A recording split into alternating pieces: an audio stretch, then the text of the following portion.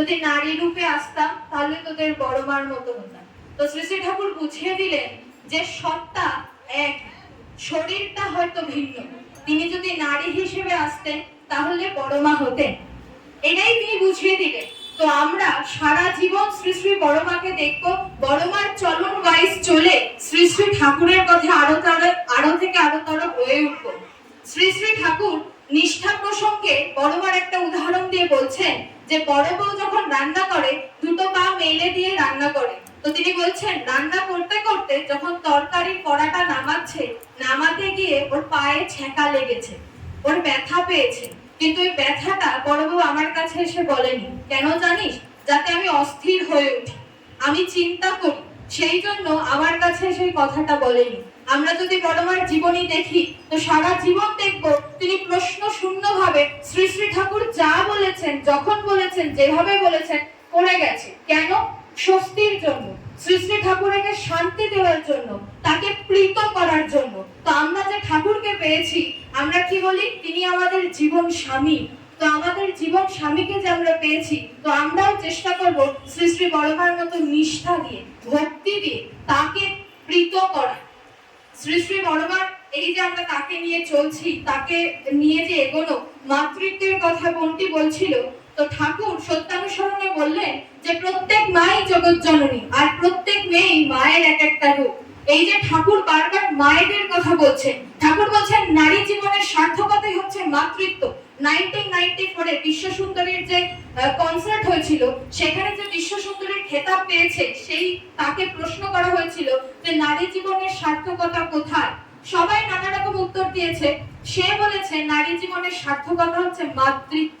তখন বিশ্ব সুন্দরীর খেতাবটা তার মাথায় যায়। তো এই যে শ্রী শ্রী ঠাকুর বারবার মায়েদেরকেই বলেছেন যে মায়েদেরকে তিনি অনেক উপরে রেখেছেন। কেন রেখেছেন? মা, একটা নারী পারে একটা নতুন প্রাণকে জন্ম দিতে, পুরুষ কিন্তু পারে না। তাই ঠাকুর কি বললেন যে গর্ভাবস্থায় যখন সন্তান আসে তখন থেকে তার মঙ্গলার্থে ইষ্টপ্রীতি করতে হয়। তো আমার ঠাকুর তো এমনি এমনি কিছু বলে নাই, সায়েন্স আছে তার পেছনে। কেন ঠাকুর বললেন?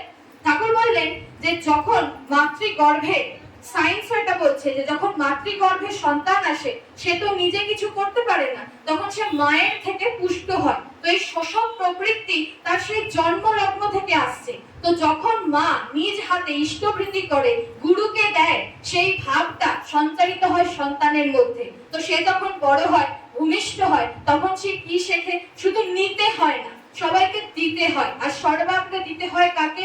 সেই পরম পুরুষ, পরম কারণ গুরুকে। এইটা কে শেখাতে পারে? মা শেখাতে পারে। মাই কিন্তু একটা সন্তানকে মেপে আনেন। তাই জন্য শ্রী শ্রী ঠাকুর মাতৃত্বের উপর এত জোর দিয়েছেন। তো মা কেমন হবে? পরম পূজ্যপাদ শ্রী শ্রী আচার্যদেবের কাছে একজন নিবেদন করছে যে আগে অনেকদিন আমার বিবাহ হয়েছে, আমার সন্তান আসছে না, অনেক ভাবে চেষ্টা করেছি। তো পরম পূজ্যপাদ শ্রী শ্রী আচার্যদেব হেসে বললেন যে দেবকী মা না হতে পারিস, যশোদা মা হতে পারবি? নিজের সন্তান নাই থাকতে পারে, অন্যের সন্তানকে নিজের ভাবতে পারবি না? তখন সেই মা বলছেন আগে পারবো। এটাই তিনি শেখালেন যে শুধু নিজের সন্তানকে ভালোবাসাটা মাতৃত্ব না, সবার মধ্যে, সব সন্তানের মধ্যে যদি নিজের সন্তানকে দেখতে পাই, সেটাই মাতৃত্ব বোধ। এই যে পূজনীয় বড় বউ রানীমার কথা বলছিলেন, আমার পরম সৌভাগ্য যে বড় বউ রানীমার অনেক স্পর্শ, অনেক স্নেহ আমি পেয়েছি। তাই আমি বুঝতে পারি যে তিনি যে স্বয়ং জগৎ জননী শ্রী শ্রী বড়মার প্রতিভূ হিসেবে দেওঘরে আছে, তার সঙ্গ করলে সেটা বোঝা যায়। আমি আগেও জানিয়েছি হয়তো যে আমার ইংল্যান্ডে চলে যাওয়ার কথা ছিল পিএইচডির জন্য। তো পূজনীয় বড় বউ রানীমার কাছে আমি নিবেদন করেছি আশীর্বাদের জন্য যে ইংল্যান্ডে যাব। তখন মা বলছেন, মানে পূজনীয় বড় বউ রানীমা বলছেন, যাবি না বিদেশে? তখন আমি একটু হকচকিয়ে গেলাম, বললাম আগে দাদা যেতে বলেছেন।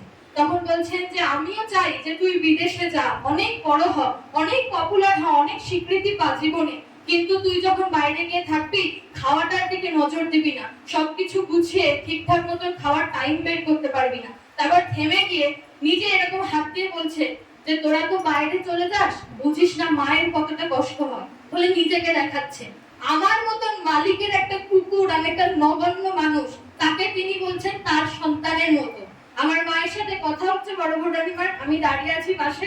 তো কথা বলতে বলতে তিনি আমার মাকে বলছেন যে এরকম ইঙ্গিত করে বলছেন যে ও তো আমার অভিনয়ের মতো। তো সেই পরম পুরুষ, পেটকা পুরুষের সন্তান যার শরীরে শ্রী শ্রী ঠাকুরের রক্ত বইছে তার কুকুর আমি, আমাকে তার সাথে তুলনা করতে একটা মাই শুধু পারে।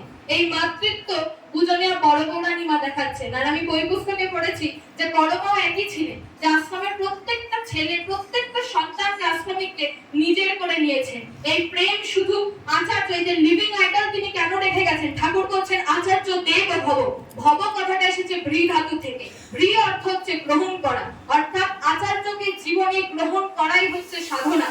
আচার্য সঙ্গ যদি না করি, পূজনীয় বড় বৌরানী মা সঙ্গ যদি না করি, আচার্য পরিবার শ্রী শ্রী দাদার ওয়াইফ যিনি আছেন পূজনীয় মা, তার সঙ্গ না করি,